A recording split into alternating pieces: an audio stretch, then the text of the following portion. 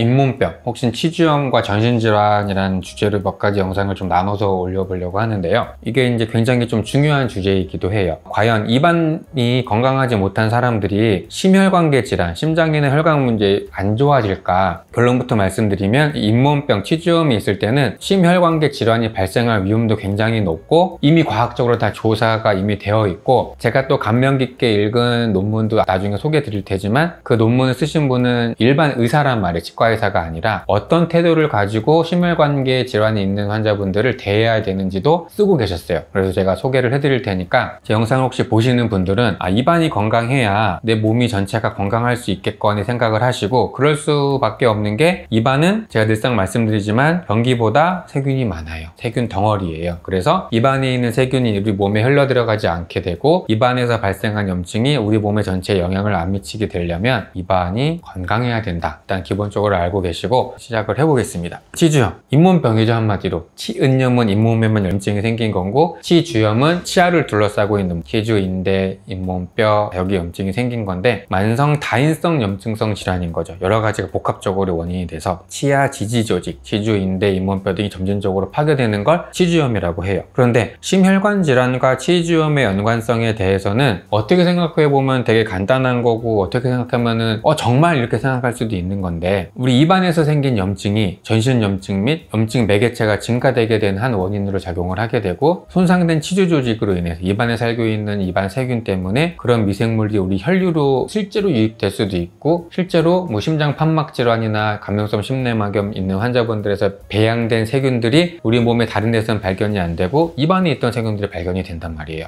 그래서 치주염으로 인해 생기는 이런 전신 염증이 혈관 기능 장애를 유발하고, 또 치주염이 심혈관 질환 위험을 증가시킨다. 이 방향이 중요해요. 치주염이 이쪽 방향, 심혈관 위험을 증가시킨다는 강력한 증거들이 이미 있어요. 저희도 저희 치과에 치아 구강 건강이 심혈관에 문제를 일으킬 수 있습니다. 뭐 뇌경색, 뭐 심혈관계 질환 다 제가 써붙여 놨는데도 불구하고 그거에 대해서 환자분들이 정말 그런 거 여쭤봤던 환자분들은 단 한 번도 없었던 것 같아요. 이 말은 입안 건강과 전신질환의 건강의 연관성에 대해서 뭔가 이 폭넓은 인지 교육이 부족했던 것 같다는 말인 거죠. 심혈관계 질환에 대해서 우리 한번 간단히 살펴볼 건데, 대표적인 게 이제 첫 번째가 고혈압이 있죠. 일단 기억을 하셔야 될 건 일단은 관련이 있어요. 관련이 있고, 여러 가지 연구에 따르면 치주염을 앓는 환자의 수축기 이완기혈압이 다 높아요. 그러니까 건강한 사람과 잇몸병이 없는 사람과 치주염이 있는 환자분들 사이에서 대조 비교 막 해본 결과 치주염이 있는 환자분들은 이미 자체가 혈압이 높아요. 또 중년 환자의 수축기 혈압과 중증 치주염 사이 양의 성형 관계가 좀, 이런 논문들 이미 정말 많이 논문이 되어 있거든요. 저랑 같이 일선에서 근무를 하고 계시는 원장님들은 당연히 느끼실 거예요. 이상하게 잇몸병이 있으신 분들의 병력을 조사할 때는 앓고 있는 병이 이미 다 많아요. 치주염 때문에 고혈압이 생기고 치주염 때문에 동맥경화증이 생기는 거는 아니지만, 치주염이 안 좋으신 분들은 이미 배경적으로 전신질환을 갖고 있는 확률이 높은 거죠. 화살표 방향이 참 중요한데, 그러면 왜 그럴까? 치주염에 의한 치아 상실과 치주염이 있으면 이도 빠지고 고혈압, 이거를 공통적으로 묶어낼 수 있는 연결고리가 뭘까? 혈관이에요. 혈관. 그리고 산화 스트레스에 의한 이 염증이 생기면 우리 혈관 내피세포가 반응을 하거든요. 거기서 막 사이토카인 뭐 염증 물질이 생기면서 혈관을 자꾸 안 좋게 하고, 혈관 탄력성도 떨어지고 비만세포 막 활성화되면서 이제 혈관에 뭐가 쌓이기 시작하는 거죠. 그러면 당연히 혈관이 좁아지게 되니까 고혈압도 생기고 동맥경화증도 생기고, 그런 식으로 이해를 하시면 편해요. 그리고 또 다른 연구 논문에서는 치주 치료가 혈압 감소에 긍정적인 영향을 미치는 것으로 이미 나타나 있습니다. 기억을 하셔야 돼요. 잇몸병이랑 고혈압은 관련이 있다. 잇몸병이 있으신 분들은 혈압도 높더라. 잇몸 치료하면 혈압을 감소시키는데도 긍정적인 영향을 미친다. 그래서 그 잇몸 치료 하셨던 분들이 혈압이 좀 낮아져요. 실제로 수축기 혈압, 이완기 혈압 다 낮아지고, 잇몸병이 있으면 염증 반응, 균혈증, 면역 반응 다 있어서 이 니트릭 옥사이드가 혈관 대피세포의 증식을 유발하는 그런 물질이거든요. 활성화 산소, 뭐 산화 뭐 여러 가지 해갖고 아무튼 혈압이 높아져요. 그러니 하루 3번 양치하는 게 어떻게 보면 입안보다 저희가 생각할 때는 항상 전신 건강이 더 중요하니까 고혈압을 관리할 수 있는 첫 번째 길이 될 수 있겠다 생각이 드는 거죠. 또 동맥경화성 심혈관 질환, 이것도 어떻게 보면 되게 간단한 거죠. 이 그림이 잘 설명을 하고 있는데, 우리 치주염이 이렇게 잇몸에 염증이 있다. 염증 반응이 생기면 아무튼 간에 혈관에 뭐가 쌓여요. 혈관에 뭔가 쌓이면 어떻게 되겠어요? 파이프가 쭉 잘 가야 되는데 쌓이니까 혈압은 높아지게 되고, 혈압도 높아지고 쌓이는데 여기 막 물은 통과를 해야 되니까 어떻게 돼? 혈관이 되게 안 좋아지겠죠.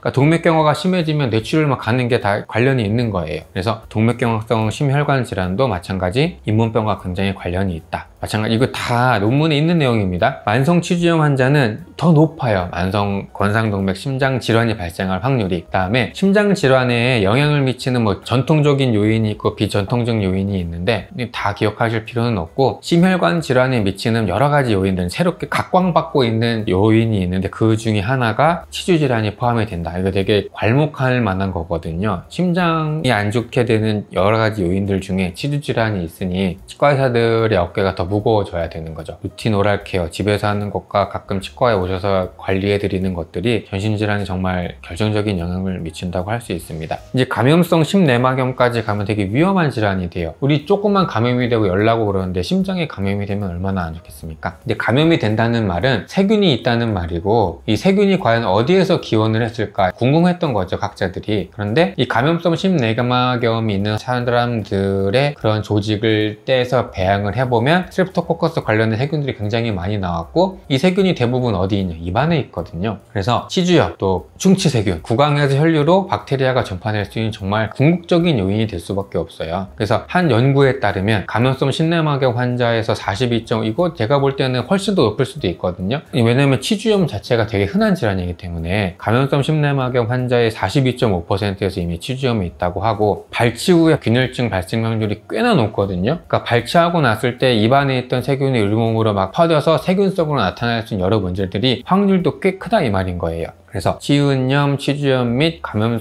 포함한 질병이 있으면 균열증이 증가할 수 있다. 그래서 어떤 논문을 보면 감염성 심내막염이 있을 때 논문이 있는데, 이 건강한 집단이랑 그다음에 조금 잇몸 염증이 있는 사람이랑 다 비교를 해봤을 때 잇몸 질환이 심해서 잇몸 치료를 했던 환자분들 군에서 박테리엠이나 균열증이 일어날 확률이 정상인 집단보다 훨씬 더 높다 이 말인 거예요. 그러니까 잇몸 질환이 있는 경우에 정말로 균열증 생길 확률이 높다 하니 중요한데 이거를 얼마나 더 강조를 해야 될지 사실 잘 모르겠어요. 그래서 감염성 심내막염이 있는 환자들에 대해서 어떤 세균이 있을까 막 조사를 해봤더니 이 스트랩토코커스 전부 다 입안에서 정말 상주하는 세균들이더라. 괄목할 만한 거죠. 장내 세균이 발견되면 정말 장이 문제라고 말을 했을 텐데 입안이 문제할 수 있는 거예요. 그 다음부터는 더 이제 위험해지는 건데, 심근경색, 으악 하면 쓰러지는 거죠. 심근경색 아까 말씀드렸잖아요. 그 다음에 뭐 세균성 이런 것 때문에 대부분 혈관 내피세포에 문제가 생기게 되고, 거기에 뭔가 쌓이게 되면 피가 안 통하니까 어떻게 되겠어요? 심장은 혈류를 몸에 뿜어주는 역할을 하기도 하지만 심장 자체에 혈류가 공급이 못 받게 되면 심장세포가 썩는 거죠. 죽는 거죠. 그게 심근경색인데, 대부분의 논문들이 치주염의 정도가 증가할수록 심근경색이 여러 번 발생할 수 있는데, 이 첫 번째 심근경색 발병 비율이 통계적으로 유의하게 증가하더라 이거예요. 정말 아프거든요. 이거 제가 와이프한테 통해서 얘기를 다 들어보면 기억하셔야 됩니다. 치주염의 정도가 증가할수록 내 심장이 죽을 가능성이 높다. 심부전, 이제 정말로 심장이 멎는 거죠. 심부전은 뭐 가장 중요한 사망 원인 중 당연한 거고, 어떤 연구에서 보면 심부전이 있는 환자에서 치주염 유병률이 더 높다는 것을 발견을 해버렸어요.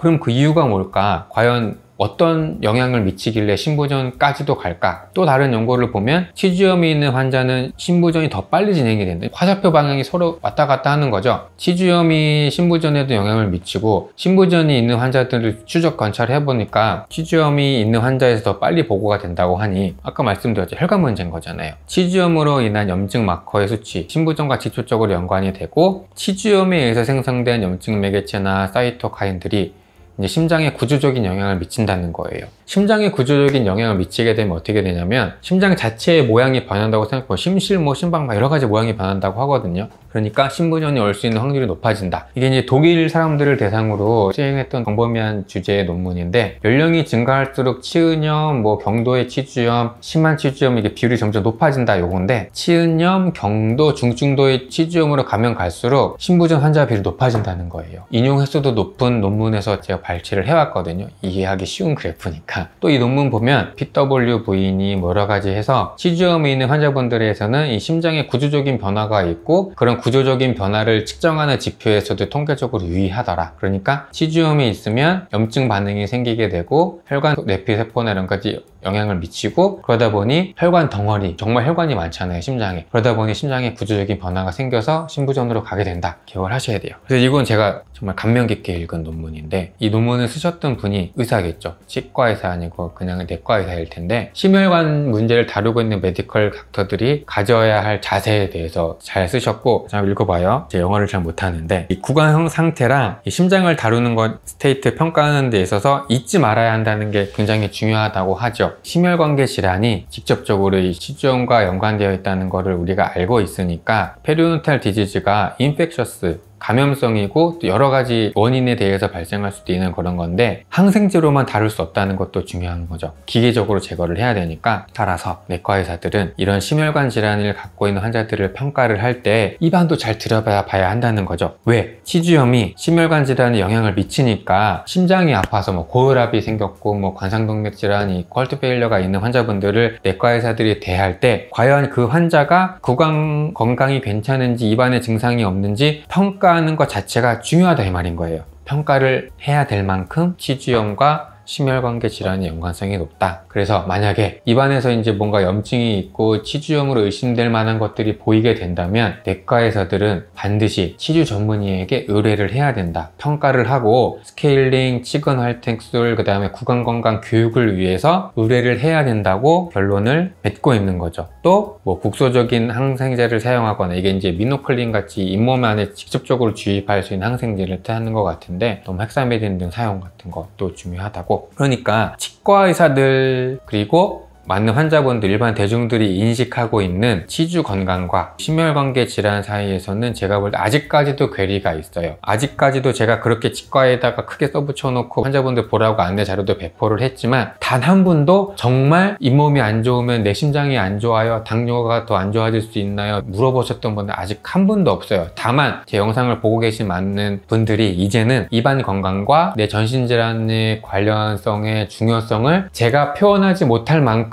중요하다고 인식을 하시고, 열심히 운동하는 것과 마찬가지로 하루 3번 양치질을 잘 하는 것만 해도 내 몸의 건강을 더 좋게 유지할 수 있는 좋은 첫걸음이 될 수 있겠다. 기억을 잘 하셨으면 좋겠습니다. 이 주제가 너무 광범위해서 몇 번에서 나눠서 이제 뭐 잇몸 질환과 우리 뇌 건강, 그 다음에 당뇨 설명드릴 시간이 있을 것 같아요. 또 관련된 좋은 자료로 찾아뵙도록 하겠습니다. 감사합니다.